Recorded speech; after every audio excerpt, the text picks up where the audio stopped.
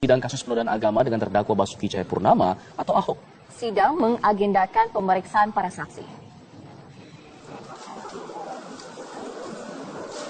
Persidangan kasus penodaan agama dengan terdakwa Basuki Cahayapurnama hari ini kembali digelar di Gedung Kementerian Pertanian, Jakarta Selatan. Sidang kelima ini masih beragendakan pemeriksaan saksi-saksi yang dihadirkan jaksa penuntut umum.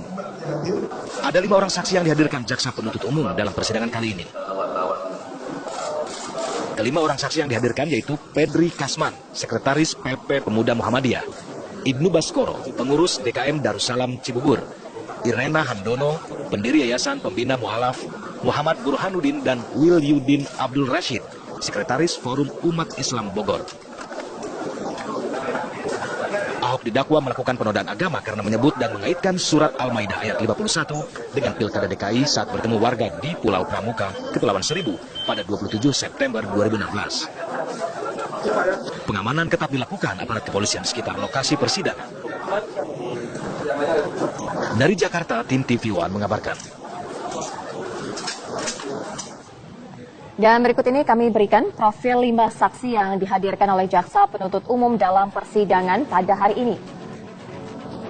Ya, ini adalah saksi pertama yang memang dijadwalkan untuk hadir. Ada 5 orang saksi, namun kita akan masih mencoba mencari tahu lagi apakah 5-limanya akan hadir juga. Yang pertama adalah Pedri Kasman, ia merupakan Sekretaris PP Muhammadiyah, Pemuda Muhammadiyah. Ia melaporkan Basuki Cahayapurnama atas nama Angkatan Muda Muhammadiyah pada tanggal 7 Oktober tahun lalu. Selain Pedri Kasman juga ada Ibnu Baskoro yang nantinya rencananya akan dihadirkan. Ia merupakan seorang pengurus DKM Darussalam di Cibubur. Ia sempat menggelar pengumpulan KTP untuk mengadukan Ahok atas dugaan penistaan agama ini. Lalu ada nama Irena Handono. Ia seorang pendiri Yayasan Pembina Mu'alaf. Ia juga pendiri Pondok Pesantren Mu'alaf Irena Center Bekasi. Ia melaporkan Ahok pada 21 Oktober lalu. Selain Irena juga ada Muhammad Burhanuddin. Ia seorang pengacara yang melaporkan Ahok pada tanggal 7 Oktober 2016 lalu. Dan selain Burhanuddin, yang terakhir adalah Wilyudin Abdul Rashid. Ia Sekretaris Forum Umat Islam Bogor. Ia juga melaporkan Ahok bersamaan dengan beberapa saksi lainnya, yaitu pada tanggal 7 Oktober 2016. Sementara itu, pemirsa, tim kuasa hukum dari Basuki Cahayapurnama atau Ahok, Tri Mulyo, menyiapkan pertanyaan-pertanyaan yang nantinya akan diajukan kepada saksi pada persidangan hari ini. Tim kuasa hukum akan menanyakan sejumlah hal yang bisa mematahkan atau melemahkan terdakwa Basuki Cahayapurnama. Dan berikut pernyataan Tri Mulyo sebelum masuk ke dalam ruang sidang.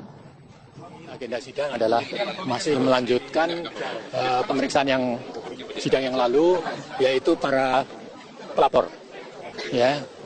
Dan yang perlu dicatat, para pelapor itu seperti para pelapor yang sudah diperiksa pada sidang yang lalu, semuanya itu melihat melalui video. Jadi bukan mereka hadir melihat pada waktu di Pulau Seribu. Nah, jadi mereka semuanya memang saksi-saksi yang kalau menurut KUHAP itu bukan saksi fakta, karena mereka melihat dari video, tidak hadir di Pulau Seribu.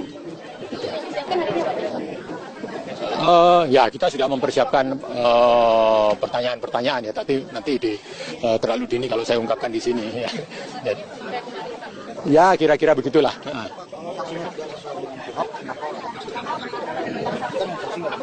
Jadi begini, saksi-saksi itu kan disiapkan oleh mereka semuanya statusnya pelapor. Ya, jadi mereka itu adalah pelapor semuanya, dan memang pelapor harus diperiksa lebih awal. Meskipun mereka bukan pelapor yang melihat, mengetahui, dan mengalami sendiri peristiwa yang di Pulau Seribu itu. Ya, jadi mereka sebagai pelapor harus diperiksa lebih dulu. Ya, jadi nanti intinya kami tentu akan menanyakan hal-hal yang di dalam BAP mereka ataupun nanti yang mereka disidangkan, kita melihat celah untuk mendalami, ya, hal-hal yang bisa mematahkan, ya, atau melemahkan keterangan mereka yang merugikan terdakwa. Ya, intinya sebetulnya itu aja. Dan seperti pada pekan lalu, persidangan Basuki Cahayapurnama atau Ahok berlangsung secara tertutup. Ya, aksi unjuk rasa juga berlangsung di luar persidangan. Nah, sebelum kita menuju ke dalam persidangan, kita akan menunjukkan kami terlebih dahulu dari Randy Wicaksana yang berada di luar lokasi persidangan. Randy, kalau Anda bisa memantau di sana, seperti apa kondisi keamanan? Sepertinya lebih ketat dibandingkan persidangan sebelumnya. Betul, Alfa, salah satu perubahan kebijakan pengamanan yang nampak mencuat pada persidangan Ahok kali ini adalah blokade jalan yang lebih diperketat. Jika sebelumnya pada minggu lalu di kawasan Jalan RM Harsono ini masih dapat dilalui oleh para pejalan kaki dan juga bus Transjakarta, namun kali ini sepanjang 500 meter dari ruas TB Simatupang ke arah Jalan RM Harsono ke arah kawasan Ragunan ditutup secara total, bahkan tidak dapat dilalui oleh pejalan kaki sekalipun. Bus Transjakarta pun tidak lagi dapat melalui kawasan ini, sehingga pada pagi hari tadi sempat ada kebingungan dari para warga yang mengaku tidak mengetahui adanya informasi mengenai blokade. Selain kebijakan tersebut, pengamanan yang berbeda kali ini adalah pemisahan antara ruang untuk demonstrasi dari dua kubu, antara kubu pro Ahok dengan kubu yang kontra terhadap Ahok. Tempat kami mengabarkan saat ini merupakan batas terakhir dari blokade jalanan yang kemudian disebut sebagai kawasan bagian selatan dari Kementerian Pertanian yang digunakan untuk ruang demonstrasi atau unjuk rasa bagi para demonstran yang kontra terhadap Ahok. Pantauan kami semenjak dini hari tadi sekitar pukul 5:30 para demonstran sudah mulai perlahan-lahan tiba dari berbagai perwakilan organisasi masyarakat. Tadi kami pantau pertama kali adalah hadir dari GNPF FPI, kemudian juga perlahan datang dari organisasi masyarakat lainnya yang turut bergabung, dan sekitar pukul 9 pagi hari tadi sudah mulai melakukan kegiatan orasi mereka. Mulai dari tausiah, kemudian lanjut dengan zikir, dan rencananya nanti ketika masuk azan zuhur, mereka akan sama-sama melaksanakan ibadah sholat zuhur bersama. Sampai dengan sejauh ini, orasi yang dilakukan meliputi pemberitahuan kepada seluruh ratusan masyarakat yang turun untuk melakukan aksi unjuk rasa agar tetap melakukan aksi unjuk rasa secara damai. Sementara untuk kubu yang pro terhadap Ahok diberikan ruangan untuk melakukan aksi unjuk rasa di bagian utara di Kementerian Pertanian. Hal ini dilakukan dari pihak kepolisian untuk mengantisipasi adanya cekcok mulut ataupun konflik antara dua kubu ini. Karena meskipun sebelumnya berakhir dengan damai, namun sempat ada percekcokan walaupun dalam skala kecil dan masih bisa diantisipasi. Untuk meminimalisir hal tersebut, kepolisian kemudian berinisiatif untuk memisahkan ruang untuk melakukan orasi ataupun unjuk rasa dari keduanya, sehingga di tempat kami melakukan saat ini sama sekali tidak terlihat ada kubu dari demonstran yang pro terhadap Ahok yang biasanya identik dengan seragam kotak-kotak mereka. Mayoritas di sini adalah masyarakat umat Islam yang memang sejak awal selalu datang dan hadir pada persidangan Ahok untuk menyuarakan aspirasi mereka agar senantiasa didengar, dan sampai dengan saat ini orasi berjalan dengan damai.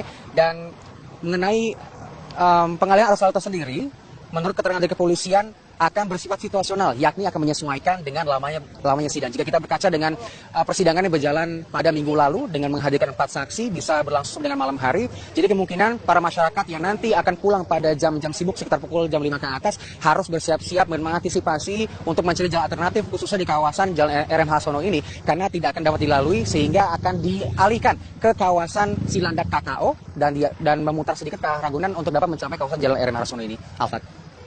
Kita tahu kemarin atau pekan yang lalu sempat ada gesekan antara dua kubu ini. Bagaimana dengan hari ini? Apakah hal itu juga terlihat atau memang berjalan lancar?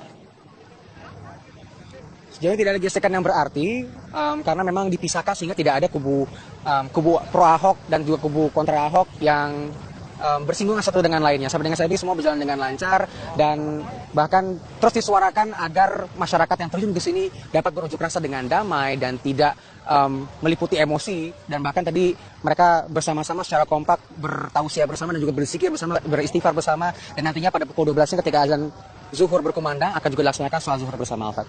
Ya, Randy, lalu bagaimana dengan pengamanan jumlahnya hingga saat ini? Ada berapa yang dikerahkan untuk mengamankan di luar ruang sidang ini?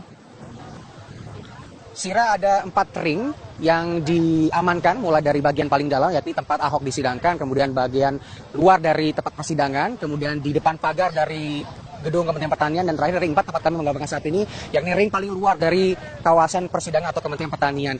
Menurut keterangan dari kepolisian Metro Jakarta Selatan, tidak ada perbedaan personil ataupun pengubahan pengamanan selain pengubahan rute dan juga blokade jalan yang tadi saya sempat jelaskan.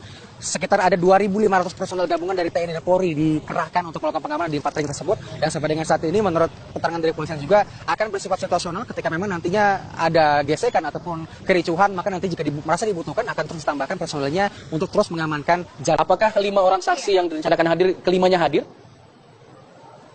Iya, Alfat dan Sira, hingga pukul 12 waktu Indonesia Barat siang ini, berarti sudah kurang lebih 3 jam. Saksi pertama yaitu Pedri Kasman yang merupakan sekretaris PP Muhammadiyah memberikan keterangannya dalam forum sidang kasus dugaan penodaan agama oleh terdakwa Basuki Cahayapurnama atau Ahok ini.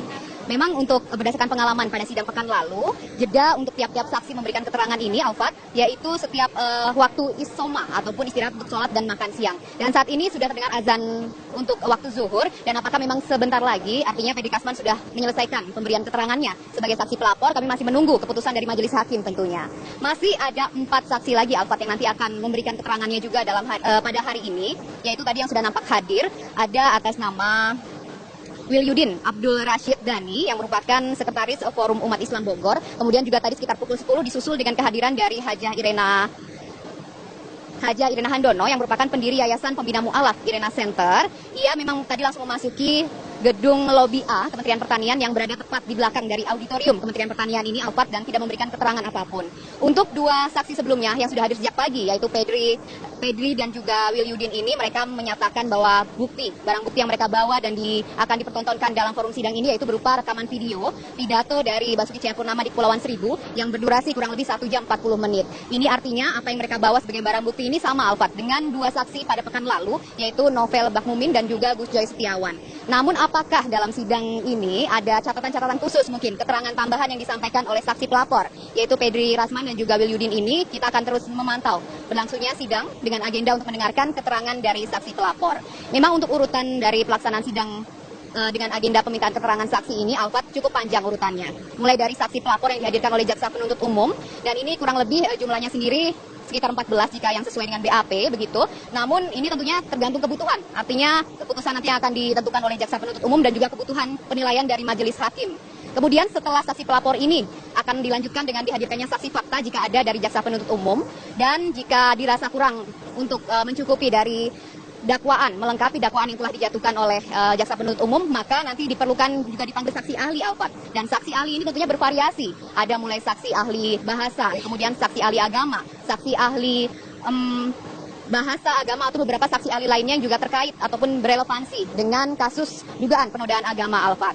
Tadi saat sekitar pukul 10 ketika saksi ketiga memasuki auditorium ataupun gedung dari Kementerian Pertanian ini, juga ada kuasa hukum dari Ahok, dan tim kuasa hukum ini menyatakan bahwa untuk mengimbangi saksi yang telah dihadirkan oleh jaksa penuntut umum, pihaknya tentunya juga akan menyiapkan saksi yang akan meringankan bagi terdakwa Gubernur DKI Jakarta nonaktif Basuki Cahayapurnama. Sedikitnya nanti akan ada sekitar 10 saksi, baik itu dari saksi fakta maupun saksi ahli yang disiapkan oleh tim kuasa hukum untuk yang hari ini dihadirkan di ruang sidang.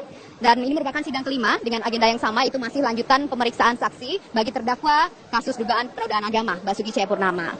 Dan tadi kami dapat mereview sedikit bagaimana para saksi ini hadir, yaitu sekitar pukul 6.15. Saksi yang hadir pertama yaitu dikonfirmasi atas nama Wilyudin Abdul Rashid Dhani. Ia hadir dalam kapasitasnya sebagai pribadi, yaitu sebagai masyarakat Bogor yang menyuarakan aspirasinya. Dan laporan yang dilayangkan terhadap Basuki Cahayapurnama ini dilayangkan ke pihak kepolisian, yaitu pada tanggal 7 Oktober lalu. Kemudian yang kedua yaitu saksi atas nama Pedri Kasman, yang diketahui bahwa ia mendapat giliran pertama untuk bersidang ataupun memberikan kesaksian dalam sidang Ahok ini, di mana Pedri Kasman ini merupakan angkatan muda Muhammadiyah yang juga sekaligus merupakan sekretaris dari PP Muhammadiyah. Namun saat melaporkan ke pihak kepolisian pada tanggal yang sama, yaitu 7 Oktober 2016 lalu, ia mengatasnamakan diri dengan angkatan muda Muhammadiyah. Seperti apa nantinya bukti baru mungkin yang dibawa, mengingat keterangan atau informasi awal yang kami terima bahwa saksi yang sudah hadir yaitu atas nama Wilyudin ini juga membawa materi yang sama, Suci, berupa rekaman video pidato Ahok di Kepulauan Seribu dengan durasi kurang lebih 1 jam 40 menit. Apakah ada catatan-catatan khusus yang nantinya akan diberikan untuk memperkuat dakwaan jaksa penuntut umum yang seperti kita ketahui Ahok ini didakwa dengan pasal 156A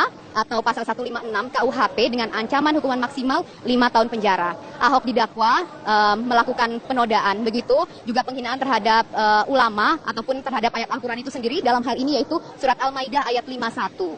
Kami masih menunggu, Suci, apa nanti yang disampaikan oleh Pedri Kasman, mengingat pada sidang sebelumnya ataupun pada kesempatan sebelumnya juga sempat dinyatakan bahwa mereka yakin bahwa dengan saksi yang dihadirkan dari mulai kemarin hingga hari ini, jaksa penuntut umum yakin bahwa pihak-pihak ini cukup kompeten untuk memberikan kesaksiannya, juga memberikan ataupun meyakinkan majelis hakim untuk dapat memberikan keputusan yang seadil-adilnya. Dalam hal ini mereka nilai bahwa keadilan dalam bentuk mendapatkan hukuman maksimal sesuai dengan pasal yang telah didakwakan oleh jaksa penuntut umum.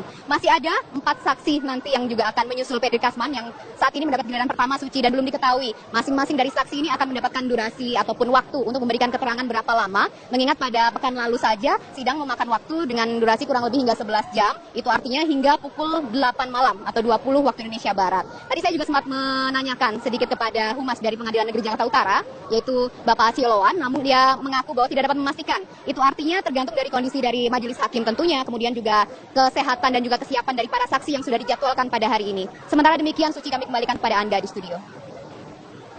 Baik, terima kasih Indri Astuti melaporkan dari Gedung Auditorium Kementerian. Pengamanan untuk mengawal kasus sidang Ahok yang kelima kalinya diadakan di Gedung Kementerian Pertanian kawasan Ragunan Jakarta Selatan dibagi ke dalam 4 ring, dan ring terluar atau ring 4 tempat yang mengabaikan saat ini terletak di Jalan RM, di mana saat ini kawasan ini diblokade secara total dan tidak ada satupun kendaraan, baik itu bus transportasi Transjakarta ataupun pejalan kaki tidak dapat melalui sama sekali.